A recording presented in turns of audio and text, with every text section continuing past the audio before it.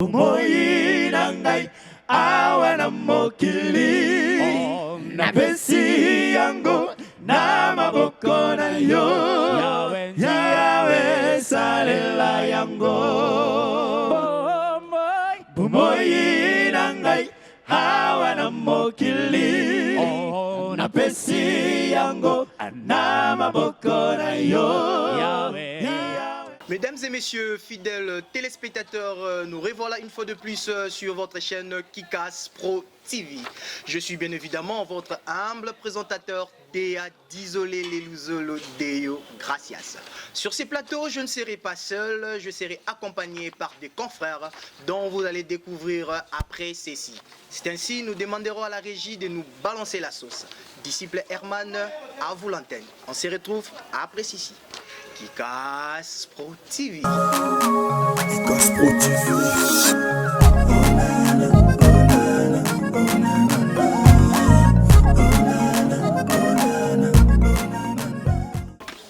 Voilà, de retour sur ce plateau. Comme je vous l'avais dit que je ne serai pas seul, je serai accompagné par mes confrères. Na Mopandi Nangaya Mobali, Tozali na Papa Ezekiel Bungamwanda. Je suis de la paroisse de Matete. Merci, monsieur le journaliste, de m'avoir accordé la parole. Merci beaucoup. Pe na loboko nangai ya mwasi tozali na nazali Dea Arbot Nzaki Mwena. Ils auront toujours plaisir. Ceux qui toza na kati ya Kikas Pro, lelo Merci beaucoup. Téléspectateurs, aujourd'hui, nous allons vous faire part d'un groupe de gens, un groupe magnifique, un groupe musical que nous allons découvrir ensemble avec vous. Et alors, on demandera encore une fois de plus à la régie, disciple Herman, de nous balancer la sauce pour nous découvrir savoir-faire. Il y a groupe Kikas Pro TV. Kikas Pro TV.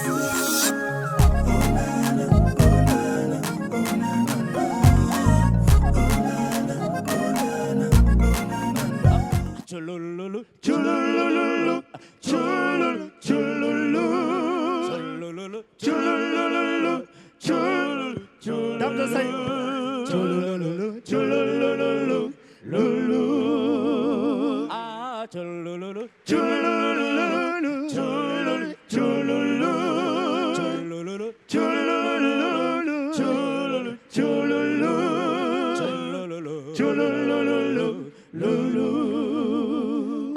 Chulululu, chulululu, chululu, chululu, chululu, chululu, chululu, lulu. Ah, chululu, chululu, chululu, chululu, chululu, chululu,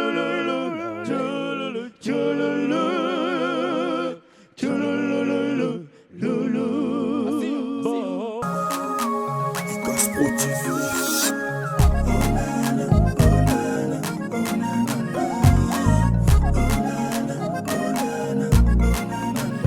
Wana bouti kolanda groupe Nabiso tokozana bango elongo na mokolo mwalelo wana bazali na concert na Sao Paulo. C'est avec eux qu'on va entretenir cette émission. Bango bazali groupe Osh Excolidouche, voilà, na Lingala Baponami. Evraka na mboka Brésil, plus précisément na Amérique latine. Tozali na bango déjà sur le plateau, nde tokosenga na bango ba se présenter moko na moko pour été toye babango. Deus paz a todos que estiverem nos assistir. Eu sou Leonardo Matumona, membro integrante do grupo Os Escolhidos. Na kombo na nkolo ya wekimia, ngai kombo na ngai Fredi Apo Mwanda Twalo. Nom artistique nanga batebele babenga nga na kombo ya Triple Poumon. Nazali membre moko nazali ko faire part na groupe Os Escolhidos. Merci. Na kombo na kolo ya wekimia, na kombo na kolo ya we ngai nazali prédicateur désolé Ngembo, nazali membre kati na groupe Os Escolhidos. Ngai prédicateur Itra Twala, ne mingi babenga ngai acheté. Nazali membre moko na groupe Os Escolhidos. kasi avant ete to banda ko solola makambo tozali na mokolo mwalelo tozali kosenga na groupe H Colidouche basalela biso mwa eloko moko boye po ete introduire masolo na biso.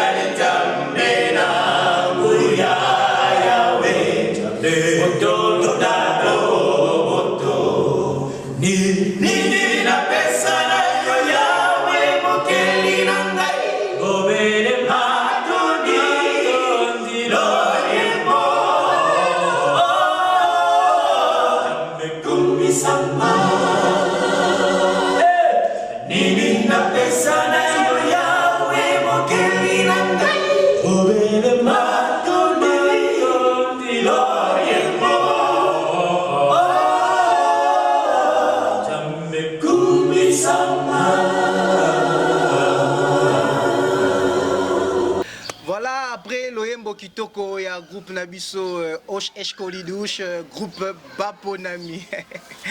Voilà, sikoyo tozali na besoin toye ba été groupe H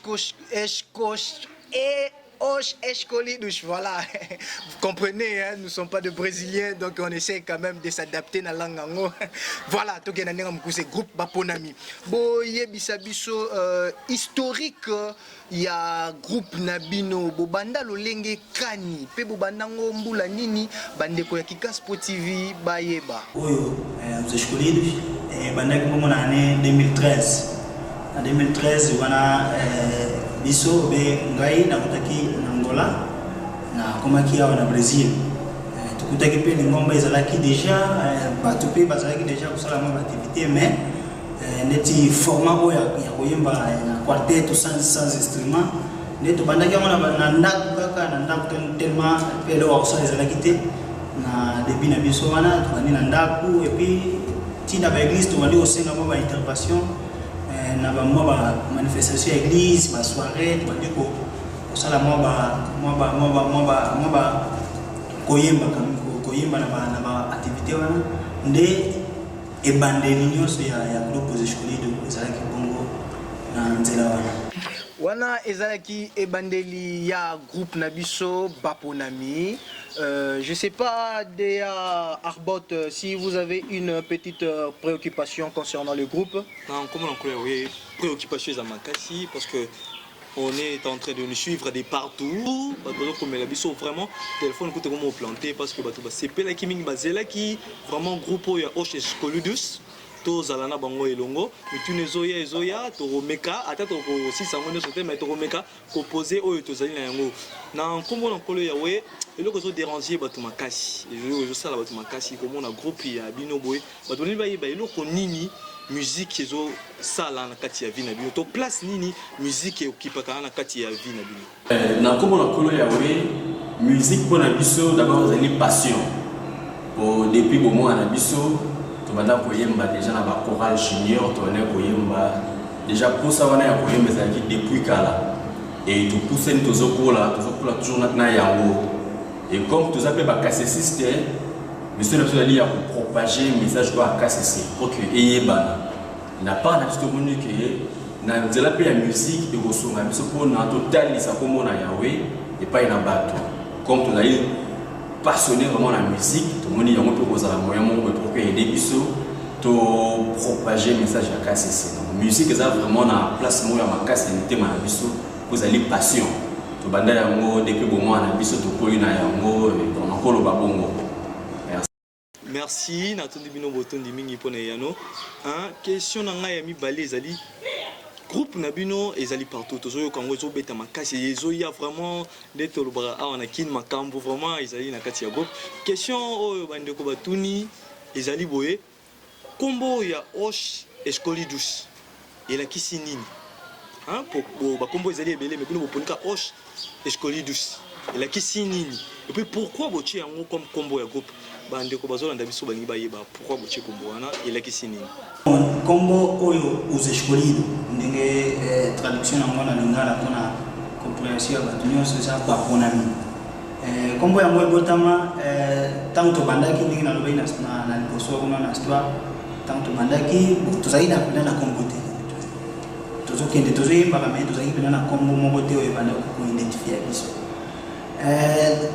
seulement tozwaki contrat moko tobeta na préfecture ezalaki manifestation moko monene nosalama na Brésil wana 2014 nde basengaki biso tosala inscription nde na inscription yango fo kombo moko identifiaka groupe nde tovandaki na makanisi tomoni biso toza bakasesiste ndenge ndeko na ngai todidon autoloba toza bakasesiste tosidentifikaka comme baponami toza na kati ya lingomba toza baponami ya baponi biso mpona tofaire part na kati ya lingomba oyo totali mpe na zingazinga ke kombo ndeti ya baponami oyo zeshkoli ezalaki mpenza te na bakoko mosusu yango wana nde toinstituaki kombo oyo ya zeshkoli mpona inscription wana tociekango en attendant nsima toya koraisonne kombo ya groupe nini tokotya mpe ntango totyango kombo baponami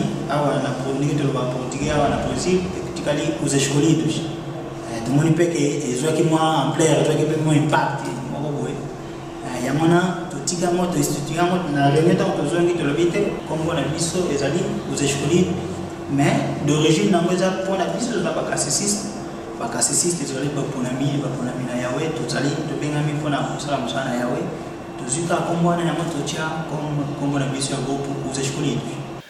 Merci mingi tozali kotonda bino pamba te toyebi ete ke ba téléspectateur bazali ko sepela na biano oyo bozali ko pesa biso.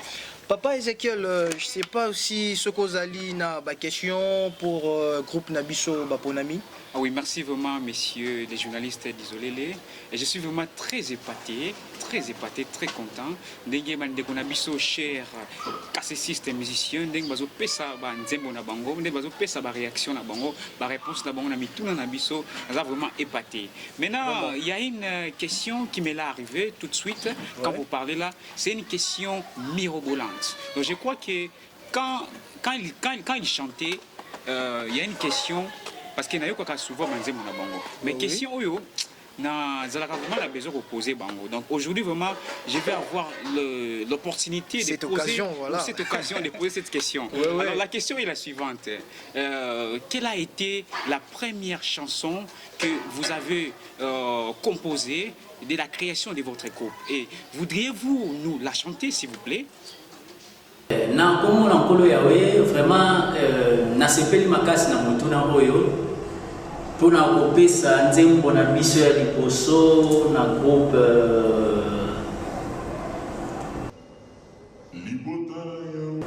Libotana yawe todo samaloba oyo ajaliko pesa mosakoli Isolele Pungu wa filu swa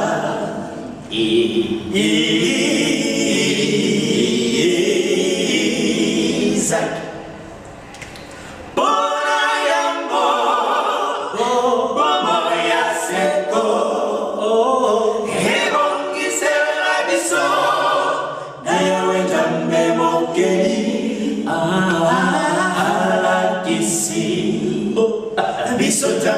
pese mokona ye komona ye ezali yawe komona ye ezali yawe oh komona ye ezali yawe.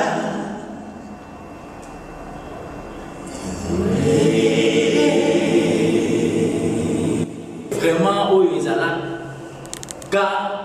parce qu'ils ont déjà dépassé. Ils ont nzembo na biso ya liboso. Alors, nous avons se souvenir nzembo oyo mukode salamaka wana ndenge disciple Léon taki koloba to yemboka eloko kosala ezalaki nanu te.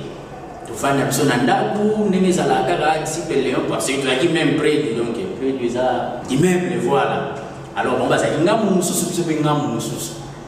Alors ndenge ezalaka nango na ntongo wana tofandi tobandi koyemba imba po ezali nango so tokutani koyemba imba kaka seri wana bapredi dona bayete sauf que predi dranda bandaka seri wana bandaki nanu kobima biso tozalaki na biso na ndako. Alors predi disciple Léon aye ntango aye tofandi tobandi kotala te tobandi koyemba mais tokosala nzembo moko te nzembo moko kaka tolobela mosakoli tokotya neti nzembo nini. Vraiment, disciple Léon, on l'a rappelé rapide, côté où on a tous fait, babiki, tu vas nous passer na maloba, tu vas nous maloba, papa, tu tiens maloba, tu komaki, tu komi, tu vas nous censurer par maloba. C'est bon. J'ai pas tous acquis 3 ou 4 comme ça, ceux qui n'ont pas sanité. Alors, tant que si Léoana, tu censurer maloba, c'est bon, allez mélodie. Allez mélodie, peut-être que tu as l'acquis ouana, tu vas dire, tu dis, technicien va sentir ndenge zalaka donc il peut pour malamugo nzembo peut donc moins d'une heure du temps vraiment nzembo et salami to bongisi to tie ba arrangement tout vraiment ezalaki longo esengo donc nzembo ya liboso vraiment yango etikala pe na mutu na ngai vraiment ndenge nzembo wana eyela vraiment eza nzembo moko pe tolingaka yango mingi ezalaka biso te.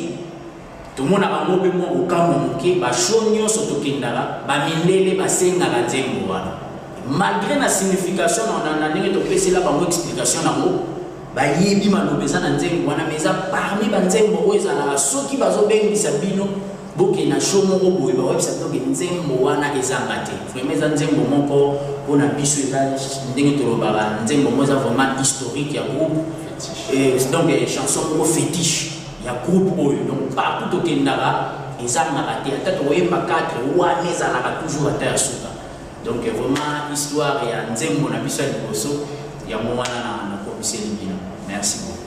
Merci vraiment. Donc, ils ont vraiment dit que Kitoko. Nzembo oyo, de temps à autre, na yoko kango. Mais na yeba vraiment te ce que la première chanson na bino. Mais le long de boy singango, je suis vraiment content parce que na yoko yeba que ça première chanson, il y a groupe o ya bino. Donc, je suis vraiment très épaté. Wow. Alors, j'ai encore une question parce que là c'était the first question, and then I have also the second question that I'm going to ask you right now. So, the second question is la deuxième question est Bozali na projet na pour na tina ya album na bino et le projet c'est pour quand au juste album nous avons se préparé nous avons toujours dans studio pour que tout ça là et le moko ya malamu tout ça nous pressé de trouver parce que tu as un single pour déjà tout lancer déjà na ba plateforme nyonso. On a loupé, bah éviter, bon, côté kuna single déjà, tu sais déjà, mais pour l'album déjà projet. Oh, tout ça, oh, ça va nous dire, déjà, ils ont déjà gravé, oh, déjà fait les lots, c'est que tu peux miser en haut. C'est ça la PC de mer, nous avons apprécié pour les haut. Tu as toujours, na, n'est pas la cuisine, le loco est là, maman bien, et le loco est là, maman posé, dans le bimaka, mon tali à mon appétit, donc, fan nous surtout. C'est plein mais ils ont 4 parmi les projets vraiment où disponible déjà la donc il calaté ce qui est comme prêt pour lancer un aussi de l'émission.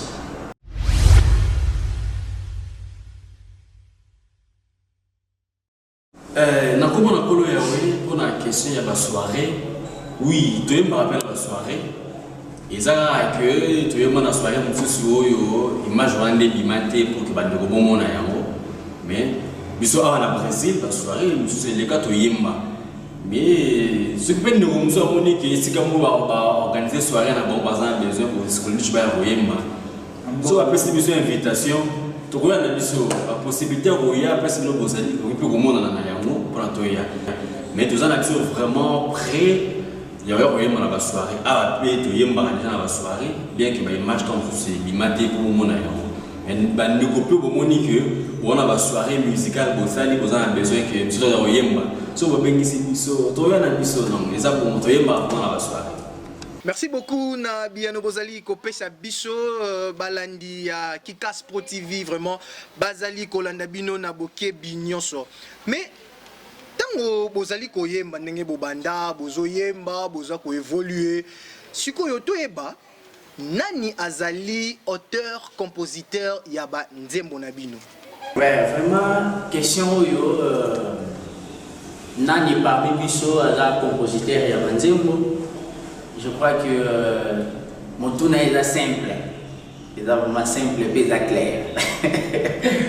Biso no sotoza awa toza ba compositeur ya chant na biso to yemba na projet scolaire toza na ba jour chanson qui totali to programmer jour na biso censure totala rappel emploi du temps na biso ningezo dépendre misala tout ça celui to monique bon toza la samedi parce que samedi vous la possible totali toza na ba programme té to censure ndenge to kenda na censure to yebi censure ndenge et fonctionnant comme on a motolingi to composer chana biso pona bolingo chana biso pona boye chana biso pona to kofanda to komi to sali texte na biso si to censurer et puis to continue mélodie donc pona wana kolobake peut-être mon quoi zali wana yende non donc biso nyonso to yaka to pesaka vraiment apport na biso na groupe peut vraiment volonté wana ezalaka.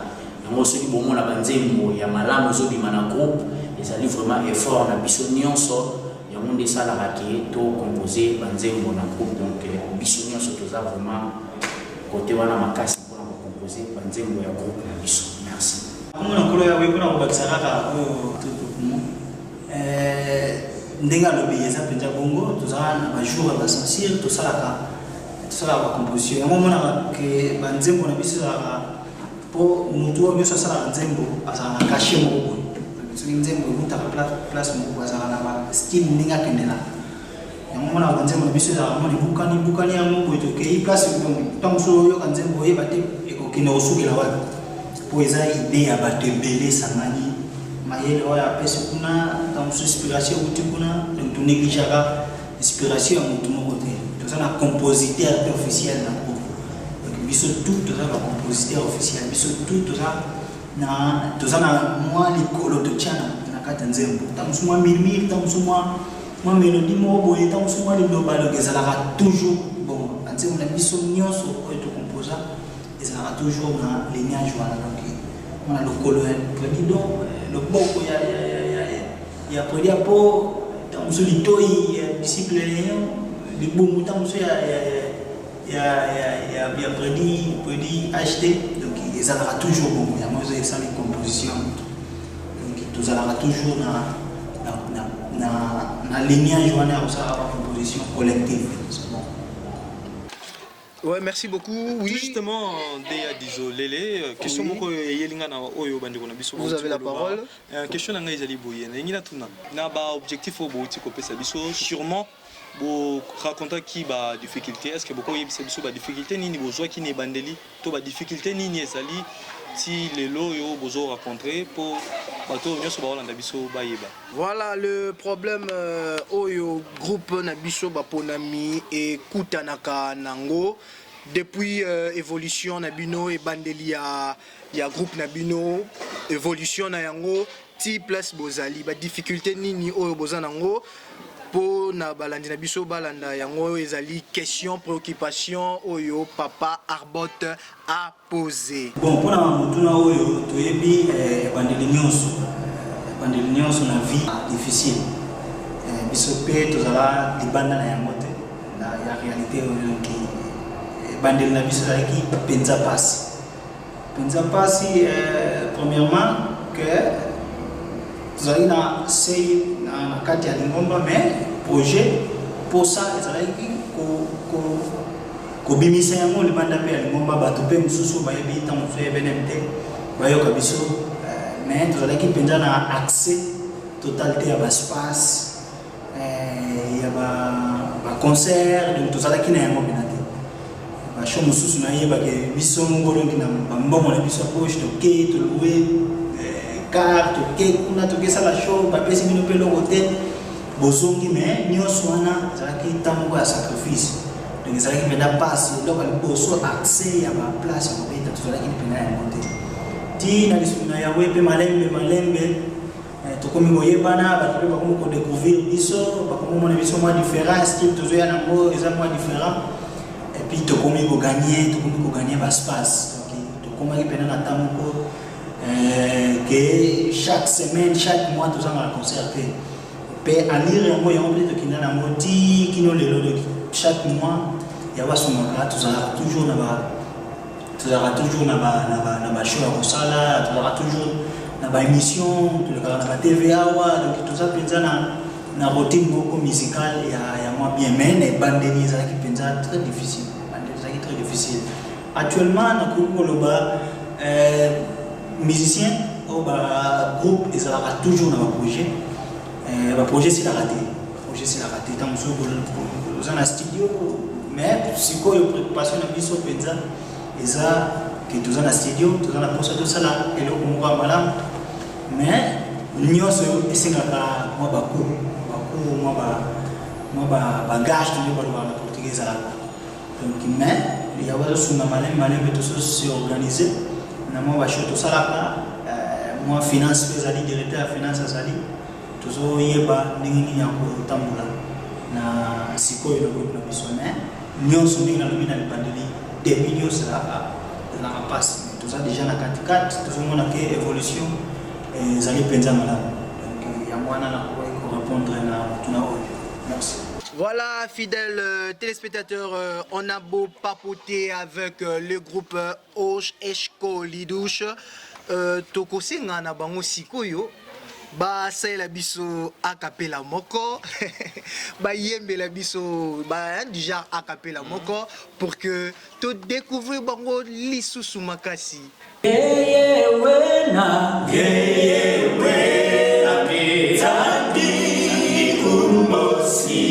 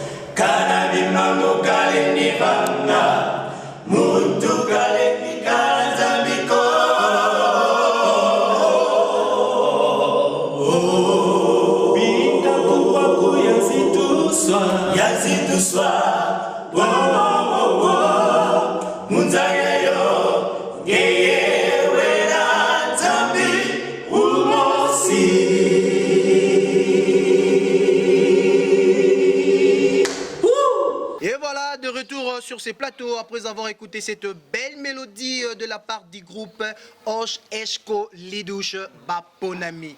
Toye na ngambo na yo papa Ezekiel Bunga, voilà. Oui, c'est ça. Préoccupation na yo lisusu. Ah oui, merci vraiment. J'ai une joie immense. Pourquoi? Parce que bande konabiso oyo bazo pesa pena ba miyano na bango, donc très bien. Bazo tergiversité, bazo pesa ba réponse na bango tranquillement. Donc cela veut dire vraiment ba maîtriser vraiment musique. Et puis groupe na bango za groupe moko ya malam ba maîtriser pena groupe na bango. Alors je vais prendre une question na ba message na ngo batindeli ngai, c'est de la part des disciples Gloire Mavong Store. Alors lui, il a posé cette question. il veut savoir au juste, est-ce que dans le groupe, je crois que dans le groupe Moko, dispute est raté, donc problème est raté. Alors il y a l'ingayé au juste entre les hommes, donc nous sommes des êtres humains, je peux dire. Alors dispute est raté, donc problème est raté. Alors depuis que le groupe n'a pas banda, est-ce que Kabouana déjà au Morakesa, au Tengakesa, groupe Nangabou, Nagasa groupe Nangabou, la Longana groupe Oyo. Donc question n'est qu'à Yangouana. Depuis que le groupe n'a pas ça là, est-ce que déjà besoin déjà les Kamoko ou est-ce que Kabouana, Bamisuba qui est gauche, Bamisuba qui est droite, tout ça. Donc c'est ce qu'ils veulent comprendre. Moutounio Solingas à la leader n'a pas. Oui, c'est ça. Donc problème on est collé là bango déjà au juste. Bon, pour na ko eteli bandeko, nga déjà nga na ki mutasuka on a intégré le groupe.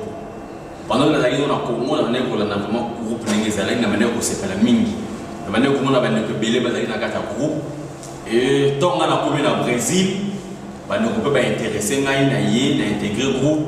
Nous avons déjà mingi les souhaiter. Tant que nous avons 3, nous avons 4.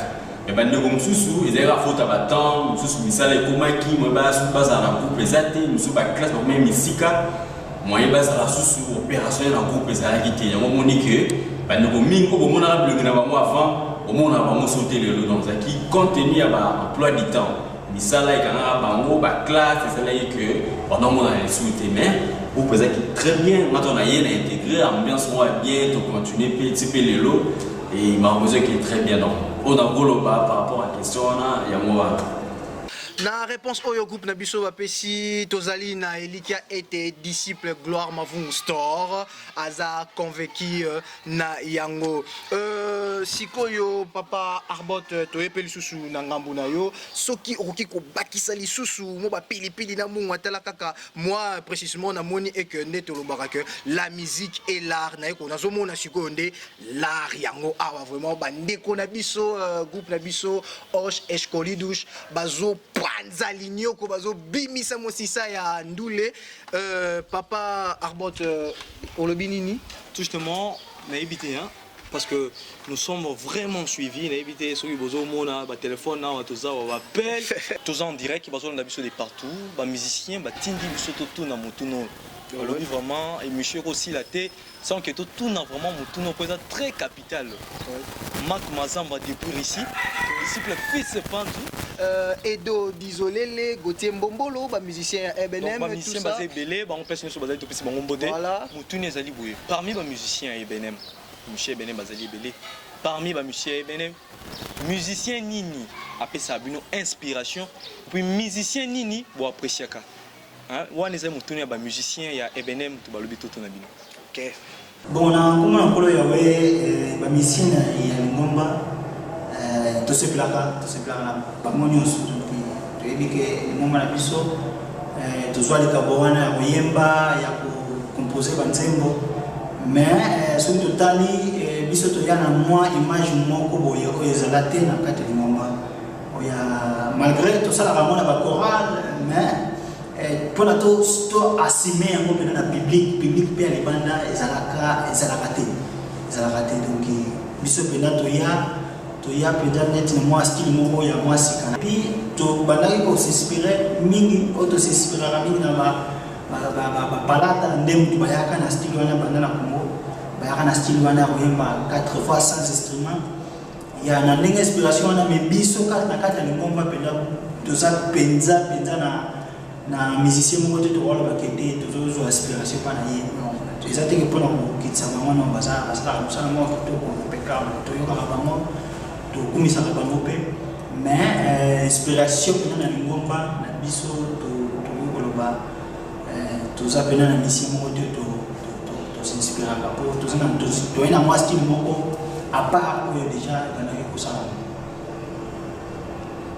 na kongo na nkolo yawe pona toujours question oyo tozali ko répondre vraiment ndenge disciple ya utikoloba ezali caché oyo tango tobandaki yango je crois que bandeko nyonso baza awa na ebandeli ezalaki pasi po bato nyonso bandaki bamessage tobandako mais bino ozo caché oyo ya ndenge nini bozosala nini ok mutu ye moko ayebaka eloko ye alingi kotransmettre na bato ye ayebaka eloko nini azosala bato ebele bandaki kopesa biso basuggestion bosalaka boye musique na bino comme ça donc toyebi eloko yo tozo sala et style yo tozo mema to style tozo kotisa tozo linga to implanter yango na lingomba na biso ezala pe groupe moko boyeba na style oyo donc ndenge de bauti koloba ezala ki teke groupe to style déjà ezalaka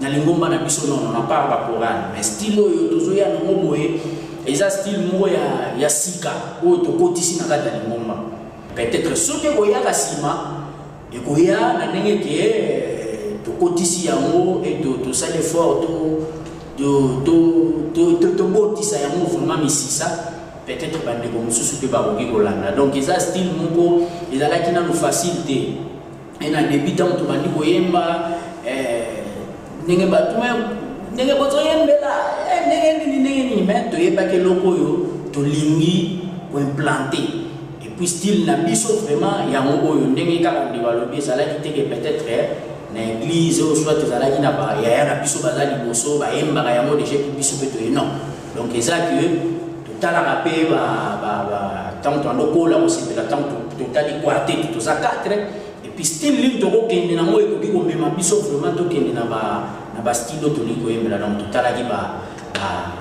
Marcel Mbungu donc tokoloba palata alors donc eyembeli na bango mpe ndenge baza na bango moke mais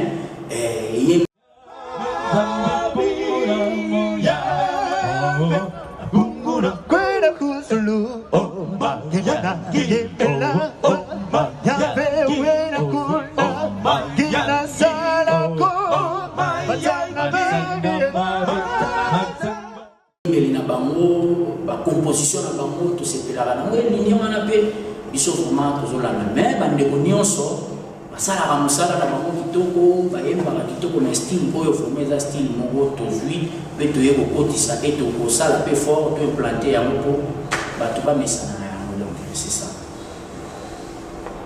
nakobona kolo yawe soki mpo toloba na weteli bandeko na biso bauniversité na église en tout cas tosepelaka na bandeko na biso nyonso tozateke na moko moto bake yende tolandaka mais toyokaka bango nyonso tosepelaka na bango nyonso biso nyonso tosala mosala moko kaka mpona honneur ya yawe mais na oyo biso tosalaka oyo tosinspira na motu te na parmi bandeko na biso basalaka musique mais eloko moko ezali ke tolingi toya na mwa innovation moko boye totali na église na biso towana bachoral vocal ezali towana bato bayemba mpe na bainstrument bazali eloko nini tokoya nango pe ozala ya sika to innové tomoni ke nanso totia nango na système ya quartet togesala kitoko. Aïe, aïe, aïe, aïe, merci beaucoup de Arbot pour la préoccupation.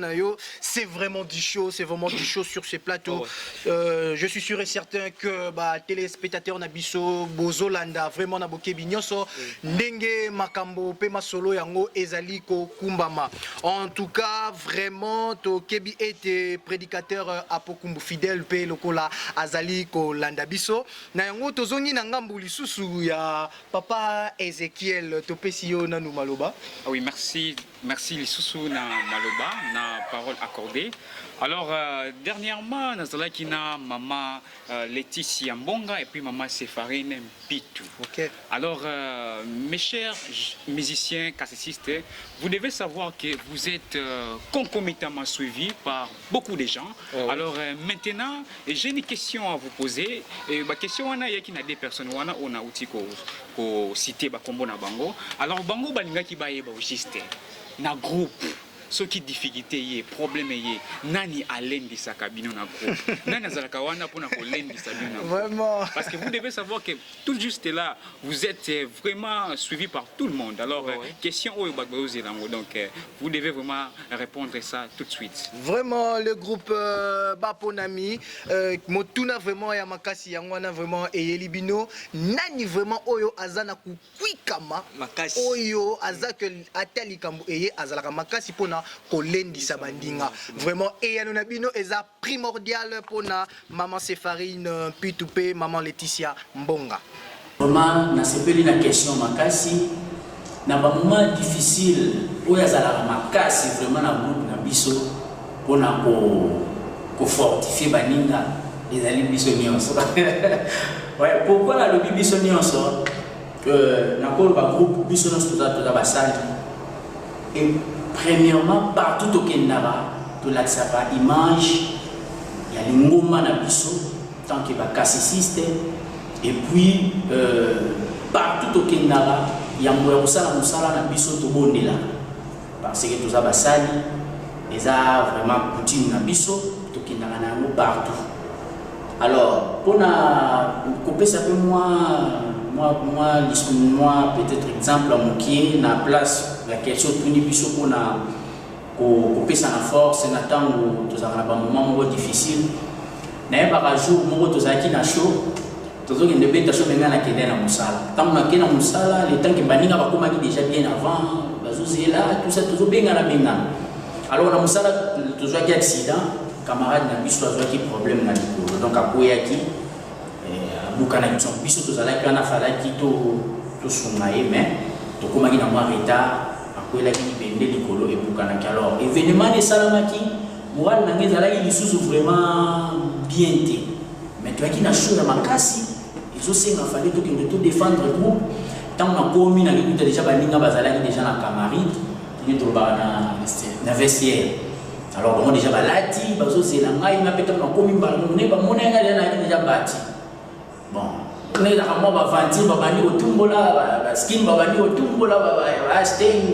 ngembo ya zala na ye mais même si bon en tout cas pour moi na bien té na tali si bon li tam na kutana ki na mais en tout cas malamu ski na zili loba non dans la sikolo ta chose aussi normalement tout la poser en tout cas bango nyonso basala ki fort ko mo beta ba masolo kaka ninga pe ko sutu tia ambiance na groupe ba masolo sutu beta ba ko pe ko beta ngo to tie moi kapela wana ambiance ye lisusu ti pona kaka ko luka ke moral na ngeza la vraiment malamu en tout cas esala ki na eba geloko na ti lelo etikala vraiment pa na ngai tant pesili bande ko bazini lo batuzo ke nesiko to bonela ko to ke sala musala en tout cas place on a na rôle bateke peut-être ngai ou président ou disciple Léon préditre non biso nyonso pena to za na tant to monique moko to neti groupe en tout cas to za makasi pona ko se soutenir ko simba na ko bondela ko to pesa na lisusu makasi donc na rôle bateke biso nyonso vraiment na groupe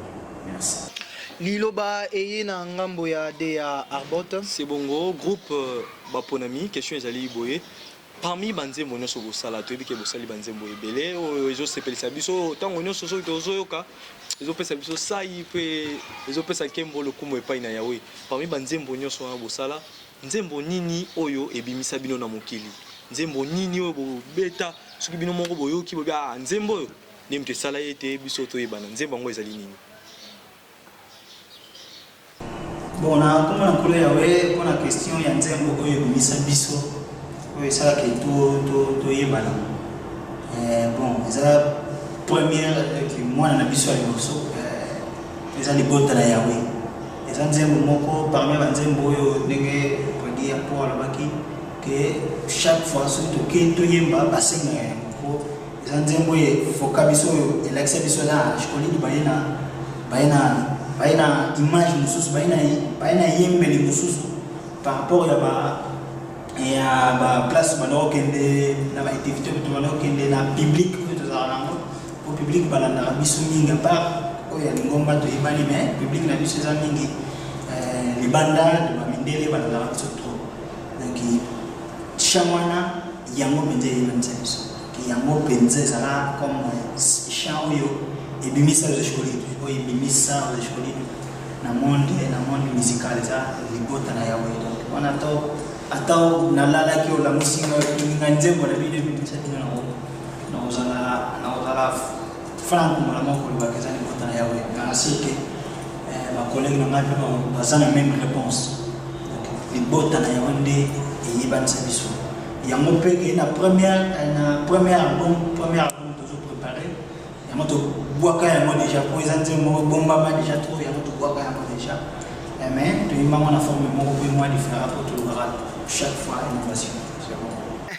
Louyalou, toujours sur ce plateau avec le groupe Osh Eshkolidouche, papa de Arbot, aux Ali sous une préoccupation. C'est bongo, Moutuna Nanga Izali Boye. toyebi déjà groupe oyo baponami bosali déjà ya makambo minene mutu te akoki koignore yango.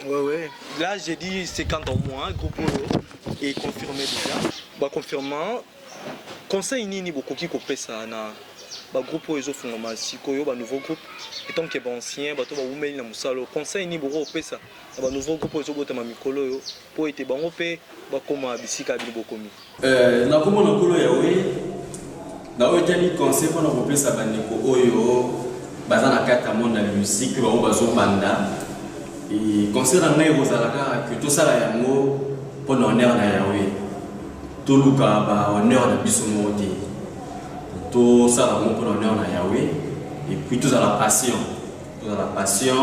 topersévérer eloko nyonso ebandeli ezala mpasi mais avec le temps omonaki yawa koso réussir ezala te ke no olingi obanda eloko mo lelo eréussir mpe kaka lelo topesa temps na temps tosenga mpa na yawe nde alongisa biso donc tosala musique tant que tosala yango mpona honneur na yawe ezalaka mpona ye mpona biso te tozala patient yawe ya kosunga donc bonne chance na bandeko nyonso oyo bazobanda tozala na biso patient malembe yawa kosunga donc conseil nakopesa na bandeko yango wana donc pressé te kozala pressé te mais ezala prêt mais malembe na kombo na nkolo yawe vraiment mpona question oyo ngai nakoki koloba boye soki nalobi tosungana to na bandeko na biso bazali koya mpe to bakoya nsima premièrement toyeba ete mosala tozali kosala ezali mosala na yawe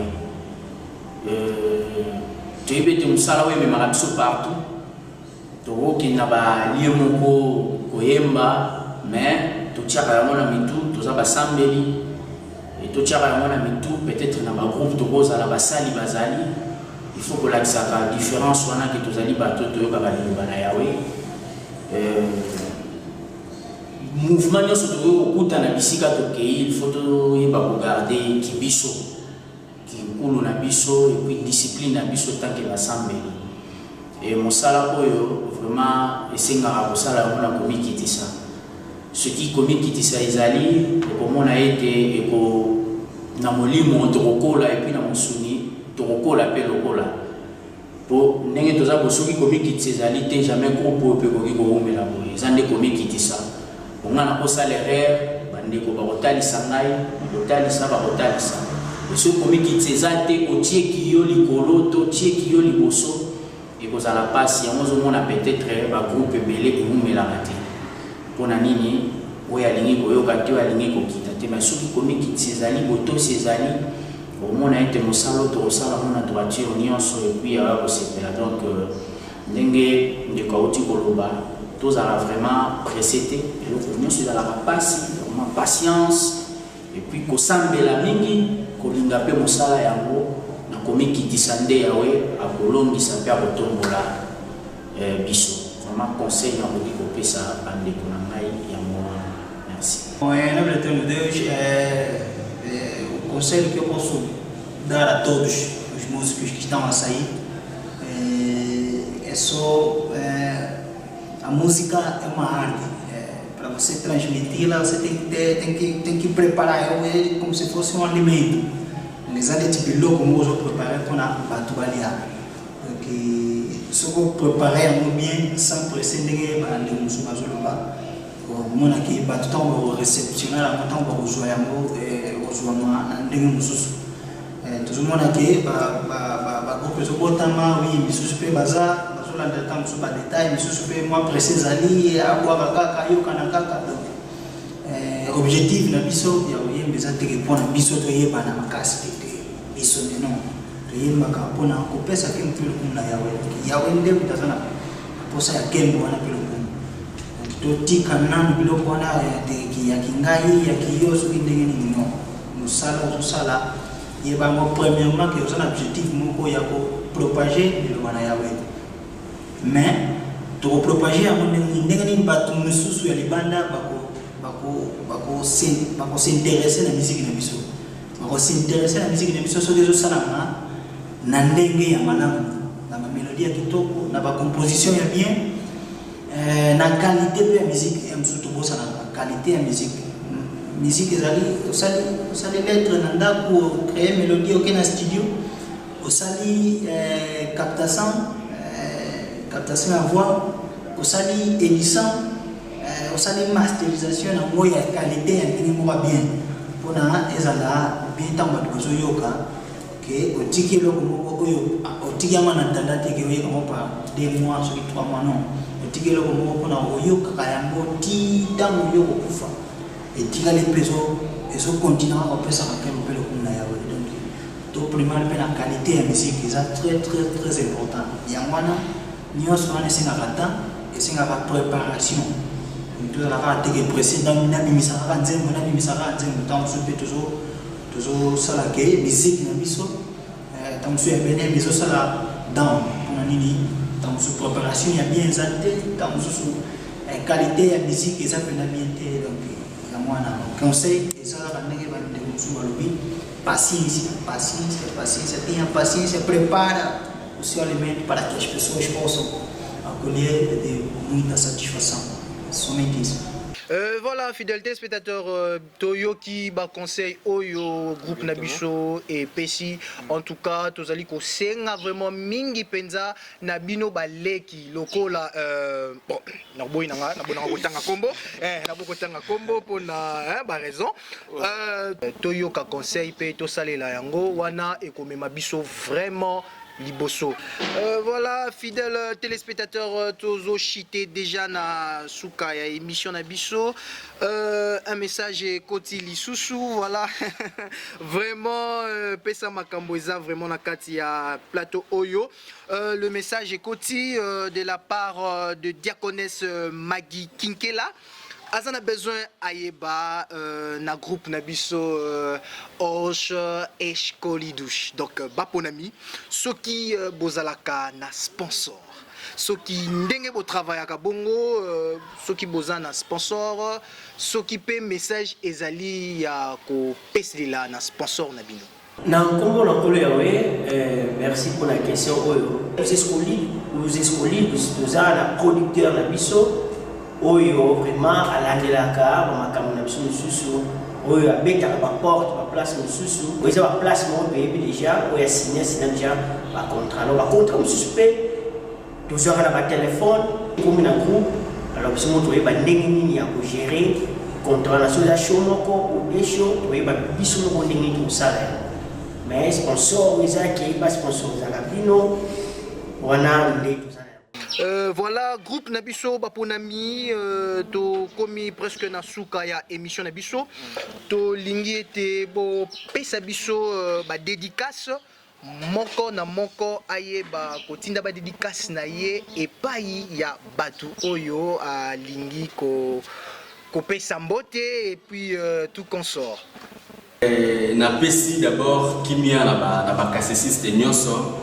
Pe mbote na bandeko nyonso oyo balanda biso mwana balotanga makombo ya moko ezate me bino nyonso kimia na bakasesiste pe mbote na bandeko nyonso na bosani pete ndeko moko ye moko yebi na pe na kaye autorité morale donc kimia na ye parce azali mbote na bandeko nyonso donc ya mwana ba merci. Premièrement nazo pesa ba kimia mingi na ba membre nyonso ya EBN. Et puis na ba amina nganyonso baza ebele soki totangira banake ozala émission bimba kotanga kaka ba amina nganyonso nazopesa bango bambote et puis na Londres tokosanite Diaconesse Mireille au grand théâtre propre Lucia Joanna Fula bino bozali wana mpona konsiaka biso kopesaka biso baide donc merci na bino nyonso bakombo eza trop tokokobana kotanga wame bozala penza bozala bozwango po bino ndenge bozosala pour vivre pour ezala na ba conseil na bino na ba port na bino na ba message na bino encouragement nde yango na groupe ezali ti lelo na kombo na kolo yawe vraiment nazopesa kimia na bakasesiste nyonso ya monde pe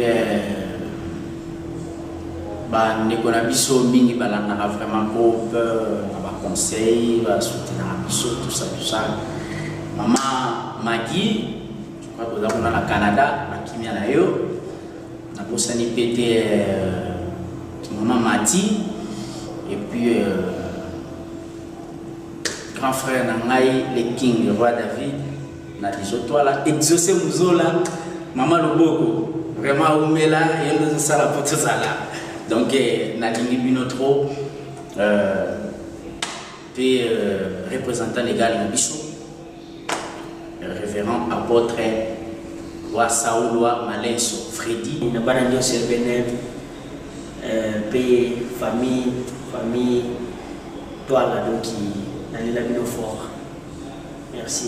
Na comme on a dit, bisa na groupe scolaire, depuis que nous avons une période il y a pandémie, ils ont circulé dans le monde Covid-19, mais na part na bisopé, tous ala qui penza na souci ya bato, na souci ya ba famille mususu ta mususu baza na place ya kimela teta mususu baza na place ya moi ba défaillance ya biloko.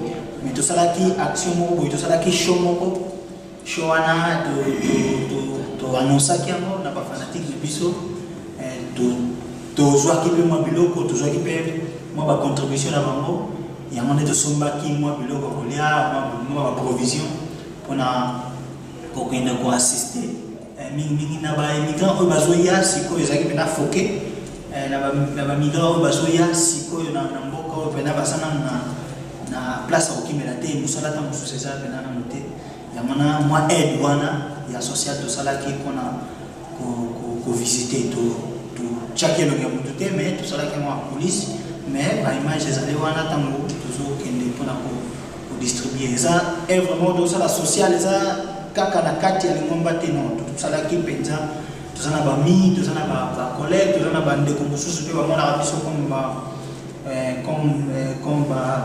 guide ou leader de l'opinion, qui peut pas biso, qui coupe ça, moi minelo na bango, tout ça là qui moi œuvre na tout ça là qui. Donc nous c'est ça là pour na total bien, il y a mon tout cause na souci, il y a prochaine cause na solidarité de bisa.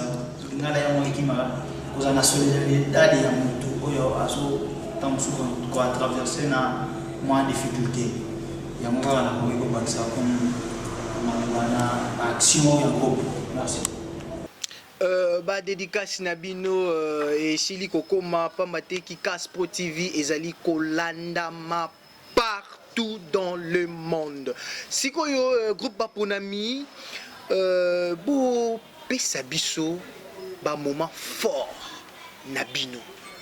Ba moment remarquable Nabino o ezak ceux qui bofandi entre vous ne bo mesana bofandi ba moment moko oyo que donc et bonga kabino te na motu et que ce bofandi bo bandi pe ko seka tala net lambaka tala net bon ba moment wana bo mekano ko talisa biso ba moment fort oyo et pas ça na groupe Nabino ezala ba moment fort pour na ba moment moko inoubliable oyo les dans la nga personnellement to les gars d'émission une grande émission il y a moi qu'on a besoin d'embrasser un compte de Fatima Bernard ces émissions moi na kata mboka itala makasi itala na chaîne moi monini to les gars wana o lelo kuma okena musala baninga so bamuni botala o les gars na chaîne wana yo za star yo za boyo kana tilelo ezala ngai dernièrement na kena musala kama na mama yabisinga yo ilo na mama lista yebi na mono quelque part on les gars une mission quelque na bisi oui abando sepela abina même user star nini boyo donc pour na to passer les missions beaucoup ils allaient vraiment mission monene et marquant na makasi à part ba voyage belé na ba ambiance na biso les gars to kenda na biso mais ba oh vraiment marquant na ko yimba pe sous na tête sheet et ça émission beaucoup et ça événement international et ça on a payé presque belé tous ceux qui paient chance on a participé au pays ça du tout en tout cas il va souvenir ça de belé tout ça belé mettre un stade je vais jouer vraiment il y a stade pédale bon il y a quand même voilà je vais mettre la caméra mais non vraiment la histoire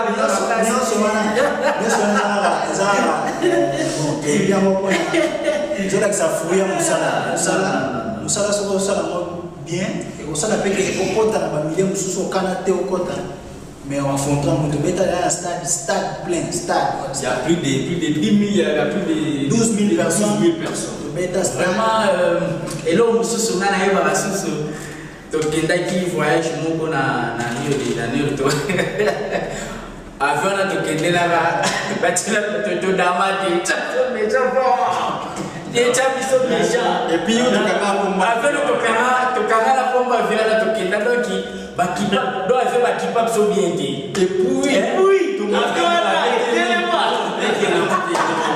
et là on se soutient de comment na Rio pour ceux qui voyager mini type Léon on va là la donc on va bonana déjà on pas chambre na bango biso bandaka donc banda les installations pour voyager vraiment et qui sont automatiques tant que communautaire donc ceux qui peuvent se dans la chambre il y a biso dans bien voilà soir président il y a bango ski na zui donc tant que côté la chambre ceux qui vont côté ceux qui vont à gauche biso aussi petit pour aller là ma photo ma vidéo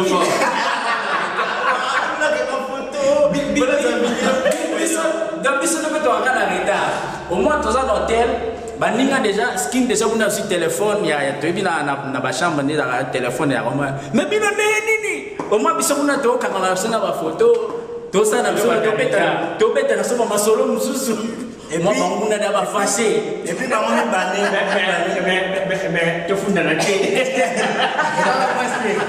on est bandé basa ba retardateur première donc il va bête ça va biso ngana acheter donc il faut benga ba bango la ndenge nini bon mimi pesa la soni pas retard bon ça va na comme déjà on l'aime babino soka ye retard cameraman soyez pena soka ye retard ayebi ka retard moko molem babino en tout cas tu vivras vraiment dans l'ambiance moi bien convivialité moi kitoko ça entre biso jamais aura il m'a passé de mot remarque à Siliki to sigala ka ambiance les kata wa dongo liyo to yebise be yo ba dongo la ba te trop tigala bloc wana to na ba to se na ba dongo tout place bozali qui bonne de quoi les ala biso mon appelle ça ils a grande famille ils a une famille mon boy ya kitoko to se na ba no se bozala bon et puis là on ba groupe belé to bossa na ta mususu que des leaders et là on appelle ça bien la structure est bien mais et ça nango ya moi très important groupe est la collectivité de groupe moi ça na ngana minito so na zate groupe ba sentir trop na minito so ngemo ngemo na zate groupe et on sentir trop donc tout ça la penza na loko wana te oui histoire ba bomba ba face à la montée groupe nous ça na bandeli ça na moi structure mo biso pe to ça na mo structure mais jamais au moins la biso que to ya na leader groupe boyer non tout ça va fonctionner de désempeñar la coupe mais et le quoi na qui leader ya mon peso tant mususu beto ils ont compte ils ont même sample moi cohésion wana ba groupe so boza groupe donc boye ba ke membre moko na moko so groupe ça na importance na kata groupe donc tout ça la rapenza na idée wana ya koyeba importance ya moko na moko yango ça la regretter nga leader tant mususu pe fanda ça na moko na ngai kuna ngabe ba benga leader mais biso awa ezalaka penza te tout ça collectif tout ça la réunion ensemble maintenant tout ça na fonction ya à désempeñar na groupe donc tout ça penza na moi structure wana ya tu es rappelé qu'un conseil tout le personne na groupe mususu ya commander donc tout ça union ensemble union unité union conseil union tout ça ya moi penza comme conseil important pour la évolution ya groupe donc ba benga groupe ça groupe union pièce moko ala important. Merci mingi na groupe Nabiso Eshko Lidouche groupe Baponami na ndenge bo répondre na invitation Nabiso pe tozali kozongisa matondi mingi na balandi nyonso ya Kikas Pro TV tokomi na suka ya émission Nabiso kasi tozali kosenga na bino groupe Eshko Lidouche torobanda na disciple Léon opesa biso liloba yasuka pona balandi nyonso ya chaîne Kikas Pro TV. Na verdade, Deus paz a todos os cassistas. Só quero deixar uma mensagem final que todos vão lá se inscrever, subscrevam-se no Kikas Pro TV, porque lá vão encontrar novidades de artistas de KCC também, outras emissões que são muito bom para a nossa evolução. Então subscrevam-se ao Kikas Pro TV. nazosenga kaka na bakasesiste nyonso ya monde chaîne eza kaka moko oyo tokotala ba news ya lingomba na biso Kikas Pro. Nazosenga na bino nyonso bokende kosabone na Kikas Pro. Kikas Pro eza chaîne oyo ekomonisa biso ba artiste oyo babima oyo bazali kobima tokozala vraiment na ba news ebele. Donc yango nde ndenge nalobaka toujours Kikas Pro yo pe yaka kaka luyalu ezali et puis biso pe tokoya tomema luyalu na chaîne wana vraiment message nanga na oyo kopesa yango na Kikas Pro umela yonde. Message moko pour na bakasisiste nyonso pe bandeko nyonso bisika nyonso tozali na bakoin pe barepoint nyonso monde to s'abonner massivement na chaîne na biso Kikas Pro TV pour la cause ba news nyonso. So ligne vraiment vous allez informer, vous allez scotcher, vous allez la page kende pour s'abonner pour na Kikas Pro TV pour mon nyonso. On a signé vraiment na bandeko nyonso bakasisiste pe bandeko nyonso obolo ka ngai bozala na biso. Pour s'abonner massivement et vous avez le seul moyen pour soutenir l'œuvre Oyo. Kikas Pro TV toujours en avant, donc qui ne tous s'abonner pour vous avoir information, nous ignorons. Ceux qui posent un mariage, anniversaire, fête, tout aux alentours, au ligne reportage, contactez Kikas Pro TV pour mon ayam. Donc tous s'abonner et plutôt soutenir chaîne Nabiso pour la Bosso. Merci Nabino. Voilà, Kikas Pro TV. Kikas Pro TV, chaîne biso bakasesiste. Oyo nano yebike à s'abonner veut dire akene ko dobi kara place wana à s'abonner. Pour ceux qui a s'abonner à cause ba news nyonso au Italie et benem ba soirée musicale, ba mariage, ba information nyonso ndenge d'émission et ba artiste tout. Donc to singi na biso tout bakasesiste nyonso ya monde. De s'abonner à Kikas Pro TV. Trakaka. Biso tozolanda Kikas Pro TV. La chaîne O, biso to s'appelle nango. Donc, de s'abonner à Kikas Pro TV. Fidèles téléspectateurs, nous sommes arrivés à la fin de notre émission Kinkulu. J'étais pas seul dans ces plateaux. J'étais accompagné par mes confrères journalistes de la chaîne Kikas Pro TV, notamment le DA Arbot, un mot de la fin. Merci à toute la grande équipe de Kikas Pro TV. Merci aux gens qui nous ont suivis de partout. Je sais que vous étiez nombreux à nous suivre. Merci aux disciples IBR, Loutet et HB. Merci à la jeunesse estudiantine de la ville province de Kinshasa. Là, je vois au sommet le cordon GC Prescott. Merci au diaconesse Mdiangani Lufingu. Je vous remercie. Merci beaucoup, et vous, Papa Ezekiel, le mot de la fin. Yes, thank you very much for those who have followed us, for those who watched us. I'm really happy. Thanks to Dea Predi Lukibu from Kasangulu. Without forgetting my lovely brother, disciple Kasango Kabakaba Chadrak. I greet you where you are. Thank you very much for Kikas Pro TV. And ladies and gentlemen, keep watching us and let's keep in touch. Thank you. Vraiment, l'équipe technique à Kikas Pro TV est vraiment Namakas, ils ont pesa makambo vraiment. Notamment, on ne peut pas oublier notre réalisateur, le réalisateur H Concept, disciple Herman Mwimba, Otobengaka, le réalisateur expérimenté. Voilà. Avec les images insoupçonnées. Vraiment, merci beaucoup. Vraiment, nos salutations à la GBNM Europe, notamment na disciple Guido Mipia, le prédicateur José Gamsch, Deus Commando, vraiment, ainsi que les disciples Kinoani Trifon, sans oublier disciple Pedro Cross.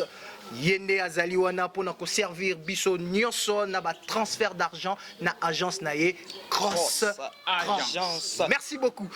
Nous sommes arrivés à la fin. Quant à moi, on se retrouve à très bientôt. Kikas Pro TV. Kikas Pro TV.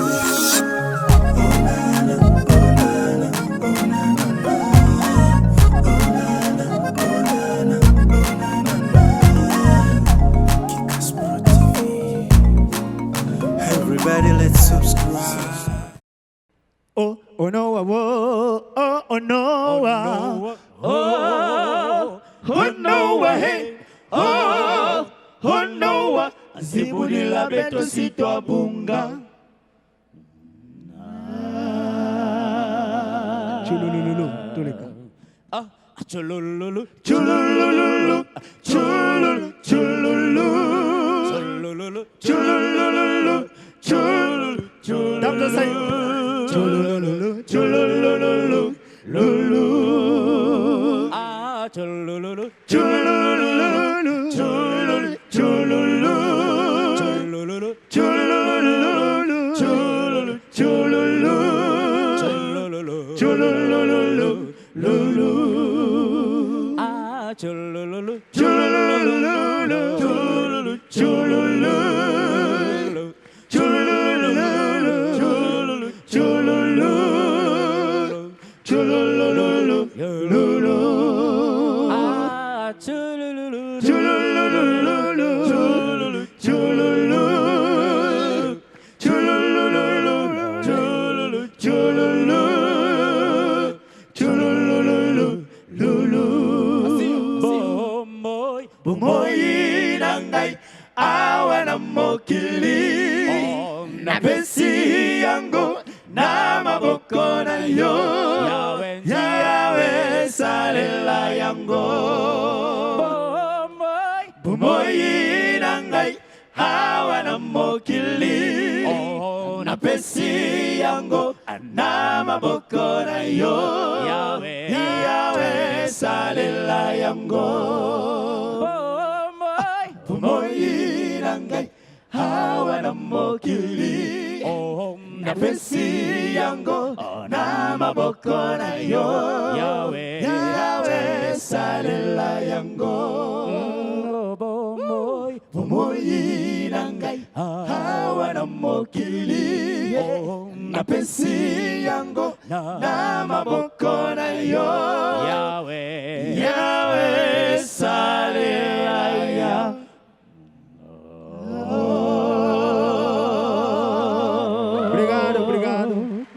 Obrigado. Thank you so much. Thank you. Merci beaucoup. Oh my God,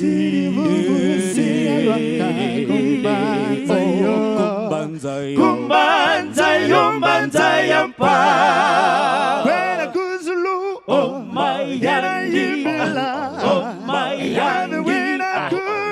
my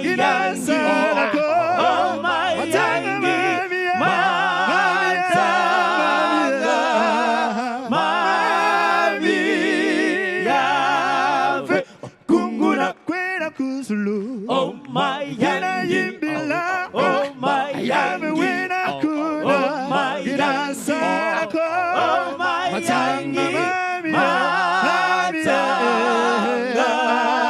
mami yave, oh kunguna, kuzulu kwarse, okemo, tumbu ya fino kadena kwenye tusu. Tiri vuvusi amona bakunde bami kumbanza yombanza yampa kwena kusulu oh magana yimbila oh magana wena kuna magana salako oh magana matanga mami yave kumuna Kuzulu, oh my yangi, oh my yave wena kuna, oh my yasalako, oh my yangi, matanga, mami yave, oh kumbuna.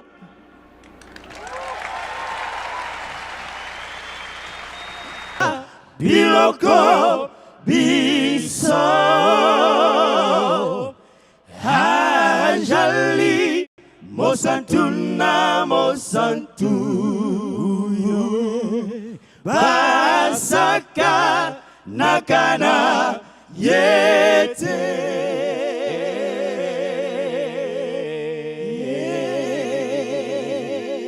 oh yenzambia mi Namibu, Yahweh, Asala, Biloko, Biso,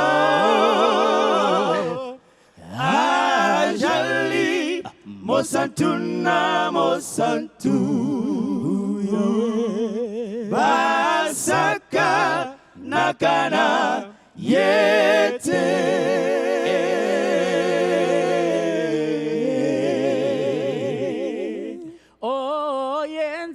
Namibu, Namibu, Yahweh, Asala, Biloko, Biso, Ajali, Mosantuna, Mosantu, Yahweh, Basaka, Nakana, Yete.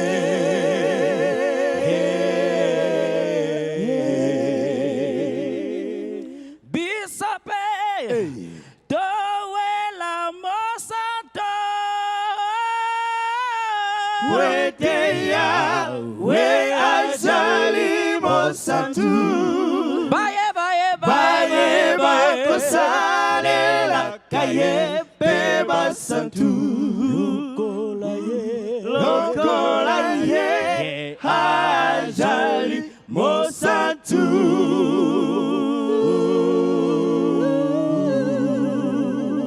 oh bisope to wela mosanto Weteya we azali mosantu baye baye baye baye kosale la kaye pe basantu lokola ye